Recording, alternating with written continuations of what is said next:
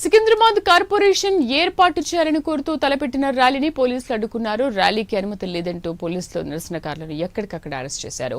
దీంతో కాంగ్రెస్ ప్రభుత్వంపై బీఆర్ఎస్ నేతలు మండిపడ్డారు. శాంతియుత ర్యాలీకి ఎందుకు అనుమతించడం లేదని ప్రశ్నిస్తున్నారు. తమ అస్తిత్వం కోసం పోరాడుతున్నామని మాజీ మంత్రి తలసాని శ్రీనివాస్ యాదవ్ మండిపడ్డారు. రాష్ట్రంలో తుగ్లక్ పాలన కొనసాగుతోందని విమర్శించారు KTR.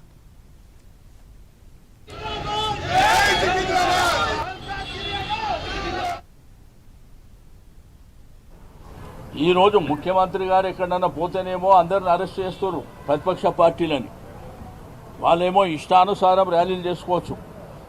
Secretariat restricted area, secretariat ముంగట కూడా ముఖ్యమంత్రి గారు పాదయాత్రలు చేసుకోవచ్చు. కానీ ప్రజాస్వామ్యం లోపల మాకు హక్కు లేనట్టు, మా అస్తిత్వం, మా సికింద్రాబాద్ ప్రజలు 220 సంవత్సరాల చరిత్ర ఉన్నటువంటి మా ప్రాంతాన్ని, మా ప్రాంతం పేరు లేకుండా మా అస్తిత్వం మీద దెబ్బ కొట్టినప్పుడు ప్రజాస్వామ్యబద్ధంగా మేము నిరసన చెప్పేటువంటి కార్యక్రమాన్ని ఈరోజు ఏర్పాటు చేసుకున్నాం. మీరు చూస్తే ఒక కర్ఫ్యూని తలపించే విధంగా కొన్ని వేలాది మంది పోలీసులు పెట్టి ఎక్కడదక్కడ అరెస్టుల పర్వం కొనసాగించడం అనేది దుర్మార్గమైనటువంటి చర్య. ముఖ్యమంత్రి గారేమో మల్కాజిగిరి, సైబరాబాద్, హైదరాబాద్ అని నామకరణం చేసిండు. మేమేందంటే మా అస్తిత్వం, మాకు ఆ భూమితోని మట్టితోని ఉన్నటువంటి సంబంధాలు, మాది శాంతియుతమైనటువంటి ర్యాలీ. బట్ ఇదేం పద్ధతి? ఈ పద్ధతి లేకుండా ఇష్టానుసారంగా పోలీసు రాజ్యం నడిపిస్తామనుకుంటే మీ కర్మ మేము చేసేది ఏం లేదు. ఇది శాశ్వతంగా మాత్రం ఈ ప్రభుత్వానికి మంచిది కాదు, అది గుర్తుపెట్టుకోవాలని చెప్పి నేను ఈ సందర్భంగా తెలియజేస్తూ ఉన్నాను. ఓకే, ఇవాళ మీరు పైశాచిక ఆనందం పొందిండొచ్చు, కానీ అల్టిమేట్గా మళ్ళీ చట్టపరంగా న్యాయపరంగా మేము పర్మిషన్ తీసుకొని మళ్ళీ ఫస్ట్ వీక్లో ఈ కార్యక్రమాన్ని కార్యాచరణ చేస్తాం.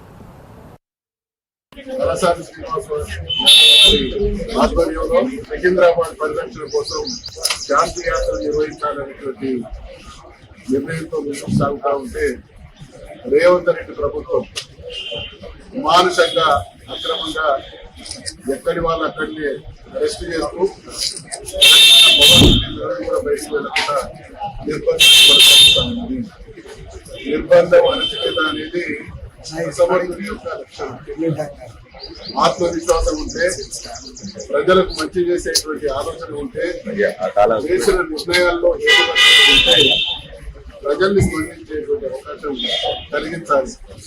నిర్ణయాలు తీసుకుంటాం, ప్రజా వ్యతిరేకమైనటువంటి పాలన కొనసాగిస్తాం, ప్రశ్నించే వాళ్ళను అడ్డగిస్తాం, అణచివేస్తాం అనేటువంటి అంశాన్ని తెలంగాణ జాతి హెచ్చరిస్తా ఉన్నాం. పునరాలోచన చేయాలి, ప్రజాభిప్రాయానికి అనుగుణంగా ప్రభుత్వాలు వ్యవహరించాలి. కానీ ఇవాళ ఈ ముఖ్యమంత్రి హైదరాబాద్ అస్తిత్వాన్ని దెబ్బతీసి జంట నగరాలు కాకుండా ఏదో 4th సిటీ అంట, ఫ్యూచర్ సిటీ అంట. ఫ్యూచరే లేని ముఖ్యమంత్రి ఫ్యూచర్ సిటీ కడతానంటే ఎవరు నమ్ముతాడు? ఎవరు దాన్ని విశ్వసిస్తారు?